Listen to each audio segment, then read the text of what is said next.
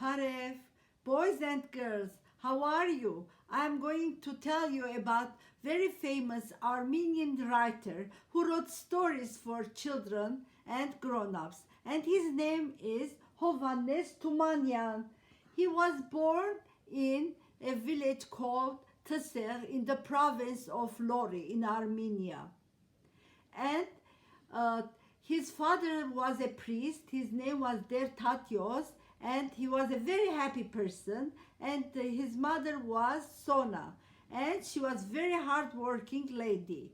So Hovhannes had 7 siblings.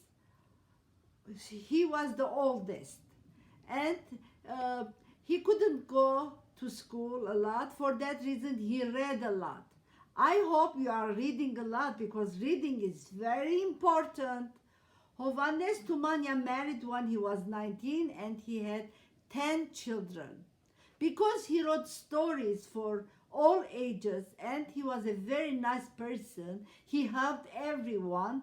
For that reason, Armenians loved him, and he is called the poet of all Armenians. Amenahayot Panastert.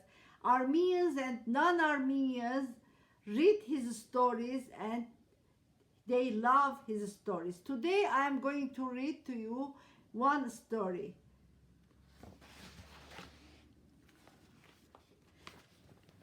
The name of the story is The Master and the Laborer. Once upon a time, there lived 2 brothers who were very poor. They decided that the older of the 2 should find work as a laborer for some rich landowner and send his earnings home. The younger brother stayed at home, and the elder went and hired himself to a rich master. The agreement was that he should work until spring, until the first cuckoo called. But the master added a clause: if either of us gets angry with the other before then, he will pay a fine. If we get angry with him, you will pay me 1,000 rubles. If I get angry with you, I shall pay you 1,000 rubles. But I have not the money, exclaimed the laborer. That doesn't matter. If you lose, you will stay on and work for me 10 years without pay.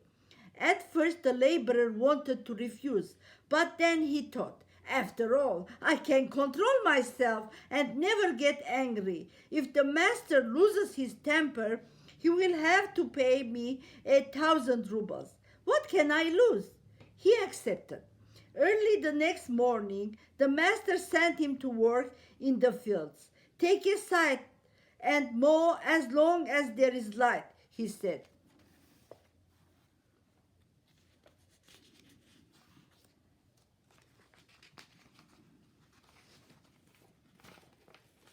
Excuse me.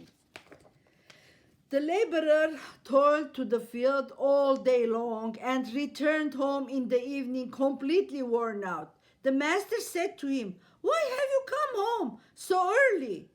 "What do you mean? The sun has set." "Well, and what of it? Didn't I tell you to work as long as there is light? The sun has gone down, but the moon is up, and there is quite enough light to work by." "Do you mean I can never rest?" cried the laborer. "Aha!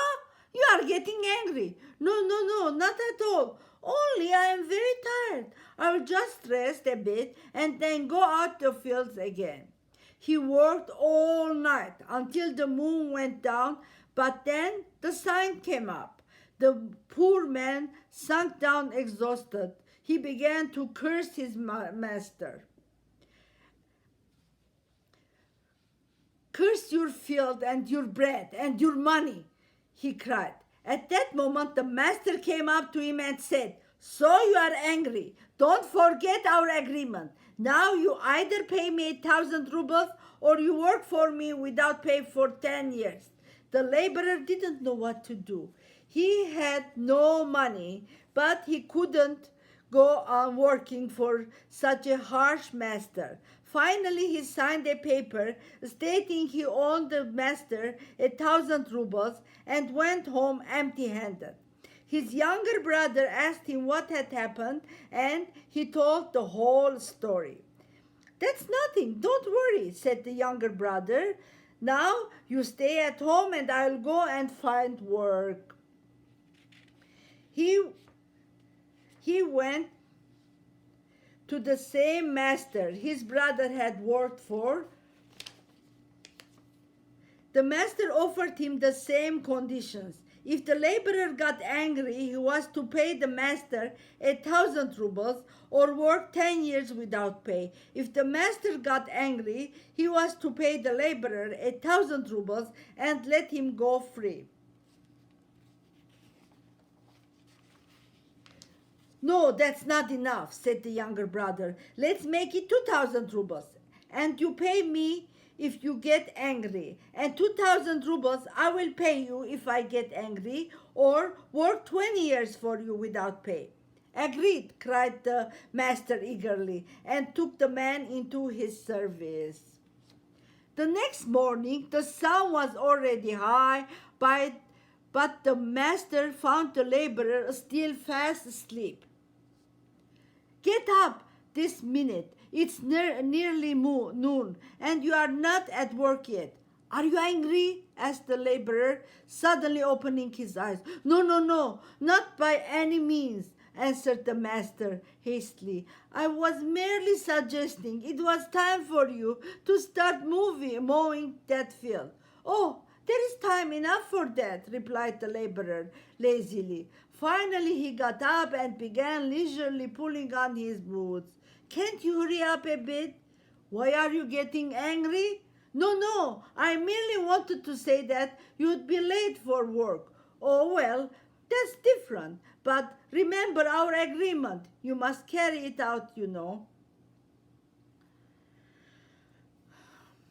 By the time the laborer was ready and reached the field, it was nearly noon. "What's the use of working now? It's too late. Look, everybody's having their lunch. Let us eat too," said the laborer. They sat down and ate. After they had finished, the laborer said, "I'm a working man. I need to have a short nap to keep up my strength." With that, he went to sleep and slept until evening. "Here, wake up. Have you no shame?" cried the master, shaking him. "All the neighbors have finished mowing their fields, while ours stand there untouched. What a fine worker you are." "Seems to me you are really angry this time," said the laborer, raising his head. No, not at all. I was merely telling you it was time to go home." "Well, that's different. Let's go home then." When they reached the house, the master found a guest waiting for him. He sent the laborer to kill a sheep so they could prepare a meal for the guest. "Which sheep shall I kill?" asked the laborer. "Any you can catch," said the master. Off the laborer went. Soon afterwards, the neighbors came running to the master and said, "Your worker must have gone mad. He is killing all your sheep." The master ran out of the house and saw his entire flock lying there slaughtered. "What have you done? Curse you," he yelled. "You have ruined me. May the Lord punish you." "But you told me yourself to kill any I could catch, and I caught them all," answered the laborer blandly. "Can it be that you are angry?" No, not at all. I am merely sorry that you killed all my sheep." "All right then. If you are not angry with me, I can go on working for you," said the laborer. He continued to work for a few months, nearly driving his master mad with his tricks. Finally, the master decided to get rid of him. According to the terms of their agreement, the worker was to stay until the first cuckoo called in the forest.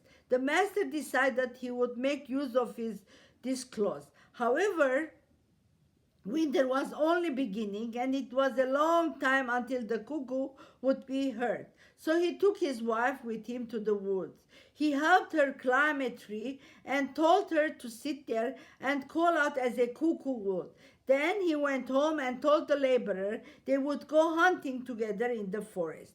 As soon as they entered the woods, the master's wife began to call out, "Cuckoo, cuckoo!" The master turned to the laborer and said, "Congratulations, there is the first cuckoo, and now you are free again." The laborer said through the tricks.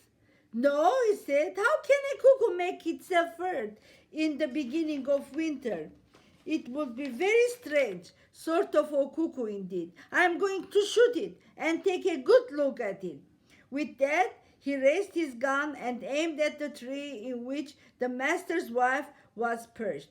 The master threw himself upon the laborer and tried to wrest the gun from him. "Curse you, you bandit! I can't stand your tricks any longer. Now you will admit that you are really angry." "At last," cried the laborer eagerly.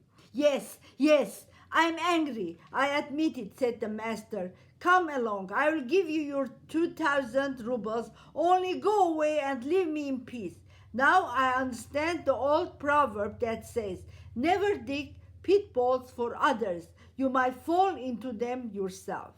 And the younger brother went home with 2,000 rubles in his pocket. I hope you liked this story, and I hope you liked Hovhannes Toumanian. And I hope you are very well behaving children. I am sure you are. So have a nice weekend. See you soon. Bye.